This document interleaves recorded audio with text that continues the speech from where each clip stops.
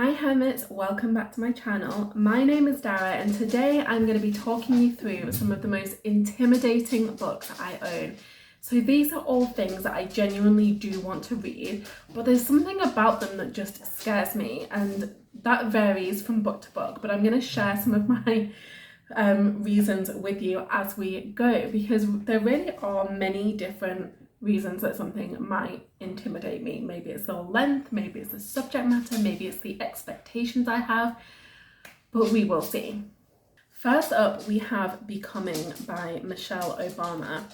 And this is something that I've owned for such a long time. I bought this right when it came out. I have the hardback and I just have never got to it. And I think a big piece of the reason is that I've seen everybody rave about it so much. Like, I've never seen anybody give it less than a 5-star.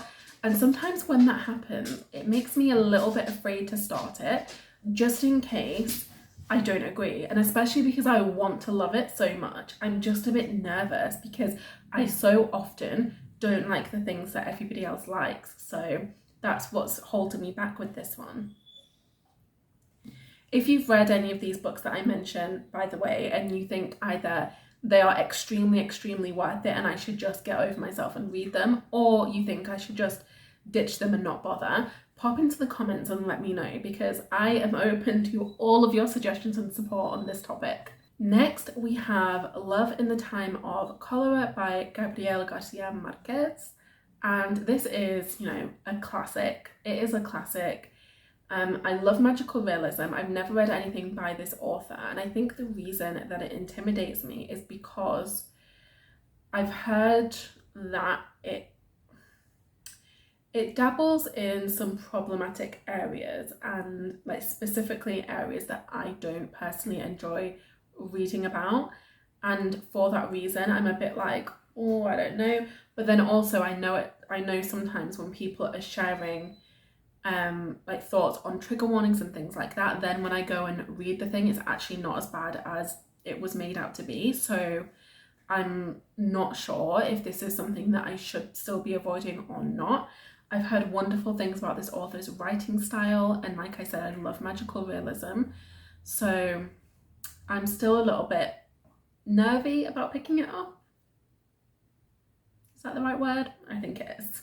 I'm nervy about this one. Then we have The Count of Monte Cristo by Alexander Dumas. I feel like I need 2 hands to hold this one up because it's massive. How many pages long is this?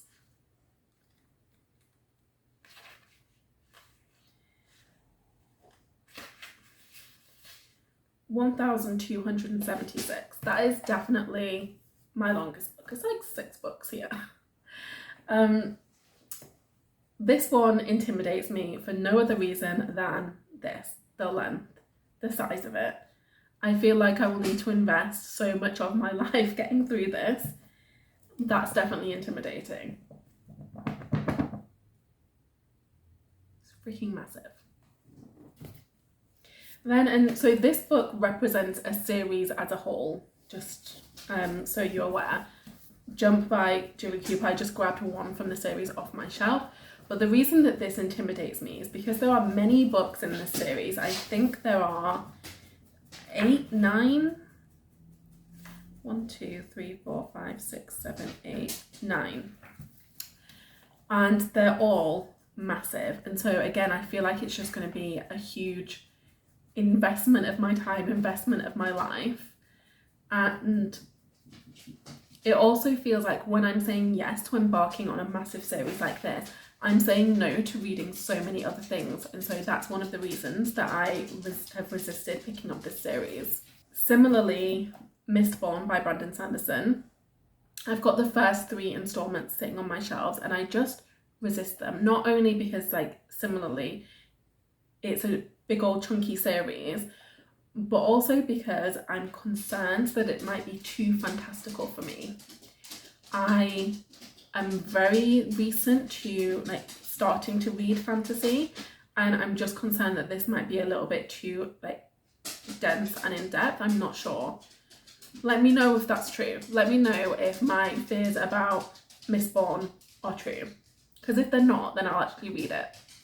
Then we have 11/22/63 by Stephen King. And first of all, it's a big one, again, another chunky book. But that's not the only reason I'm intimidated by this one.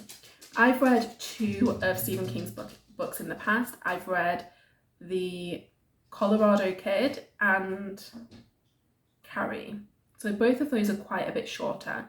And I quite strongly disliked both of them. I didn't really vibe with the writing style. I didn't really like any of the characters. They were just meh. Like, I didn't get the hype. Like, people seem to adore Stephen King. And yeah, I just didn't really get why after reading those 2 books. And although I love the concept of this one, I'm just, I don't know, dubious about diving in when it is this chunky.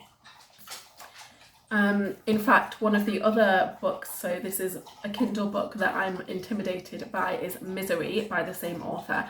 And for the same reason, it's chunky, it's written by Stephen King. I'm not so bothered about it being like dark and disturbing because, you know, I'm familiar with the plot. But yeah, I'm nervous about picking that one up. Then we have North and South by John Jakes. And this seems to be a bit of like an epic historical fiction, but here are some reasons that it intimidates me. Number 1, it is chunky. Number 2, it was written by a man in the 80s, and North and South, obviously it deals with the South, it deals with the subject of slavery, and I just have a feeling that something that was written by, you know, a white man in the 80s is not going to make me particularly happy in how people are represented. I might be making unnecessary judgments here, but that's a little fear that I have. Added to that, the text is freaking tiny. Like, look how small that is. Tell me why anyone would ever need to print text that tiny. I want to show you like a normal sized font just for comparison. Like, look, can you see the difference? It's teeny tiny. Teeny tiny. Then we have, and again, this is representing a series, but Written in My Own Heart's Blood by Diana Gabaldon. I've read the first Outlander book and really enjoyed it, loved the TV show, but the rest of the series is just, they're so big. They're so big, and I'm learning about myself today that I am terrified of embarking on series that have a lot of big chunky books in. I know I'm going to enjoy them when I read them, that's the thing. I know it with my brain, I know it with my heart, I know it with every part of me that I will love these books. But that doesn't stop them from terrifying the shit out of me. And then the last physical book that I want to talk to you about is The Memoirs of Cleopatra by Margaret George. And again, this is a really chunky book with really tiny font. But it is something that I do want to get to. So this is obviously the story of Cleopatra, but it is written like her memoir, which I think is very different from anything that I've read in the past. And yeah, I've always been fascinated by ancient Egypt, and I knew that as soon as I saw this thing on the shelf in Waterstones, I knew I wanted it. I ended up tracking down a secondhand copy, but it was just playing on my mind. It was playing on my mind that I needed to have this book. So I know I want to read it, but I've had it for quite a while now. And given how desperate I was to own it, I haven't felt that compelled to pick it up. So I think that's just because I'm intimidated by the size. Okay, now I have a few books that I own digitally to talk about because, you know, intimidating books are not restricted to the ones physically owned on my bookshelves. First we have The Crimson Petal and the White by Michelle Faber. This is a historical fiction set in Victorian England, which is absolutely my jam. I love anything set in those times. It is a rags to riches story about a woman named Sugar, who is, I believe she starts out working as a prostitute and she like sort of rises through society. There's nothing about that synopsis that I don't love, but It's so freaking long. I own the Kindle version and I own the audiobook version, and the audiobook is over 41 hours long. Like that's a chunky boy. So yes, scared of that one. I'm also pretty intimidated by The Dove Keepers by Alice Hoffman. Now, I've read Alice Hoffman books in the past and I do really enjoy her writing style, but there's something about that one that does give me pause. Obviously, I like the synopsis enough to have purchased it. It's a historical fiction set around biblical times, and it is about a handful of Jewish women who essentially survive a massacre. And I think not necessarily because it's really long. I mean, it's long, but not like this kind of long.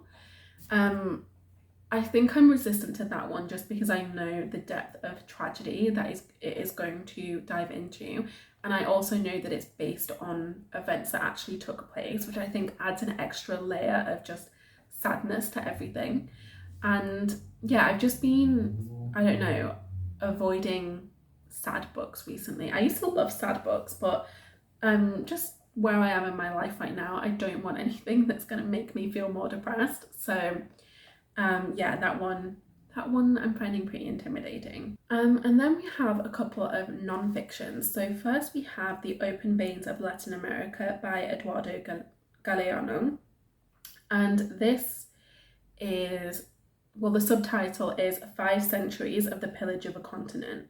And so I just feel like it is going to be very in depth, very dense, very long, and very depressing.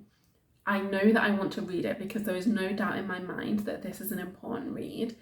And, you know, I picked it up for a reason, but I just know that I need to be in the right headspace to dive in. Similarly to Unwell Women by Eleanor Cleghorn.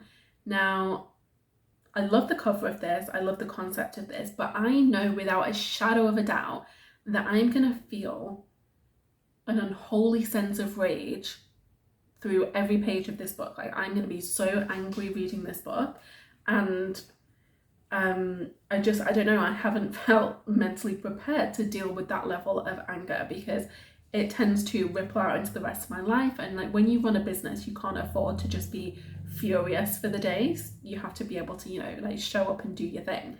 So for that reason, I've been resisting picking that one up. Again, I know I want to read it. I know it's an important read, but I just also know that it is going to have an impact on my emotional well-being on a grander scale. And then last but not least, and this one is a little bit of a contradiction, because I also said that this is one of the series that I really want to read this year. I really want to finish this year. But that is the Lives of the Mayfair Witches series by Anne Rice. So I talked about this, like sort of the synopsis of this, more in my video where I talked about the series that I want to finish in 2022, which I'll link to in the description. But one of the reasons that it intimidates me is because, first of all 3 books are very, very long. Very, very long. They're also very, very deep, very, very dense, very, very dark. Like, the writing style is very compelling and the story is very captivating, but from what I've heard, it gets way, way darker the further you get into the series, and it was already pretty dark. And so I am a little bit nervous about some of the things that I know are coming. I do still want to read them, but I think I definitely need to be in the right headspace to approach those books. I just do. Anyway, there you have it. A whole bunch of books that I own that really, really intimidate me. And I do honestly want to read each and every one of these. I know I've just spent like 20 minutes or however long telling you why I'm too terrified to even start, but I do want to get to them. I would so appreciate it if you would hit the comments and share which one of these you think I should start with and why. Let's do this. Let's face our fears and get some of these books read. Anyway, without further ado, I'm going to love you, leave you, and I hope you have a fabulous rest of your day. I will see you in my next upload.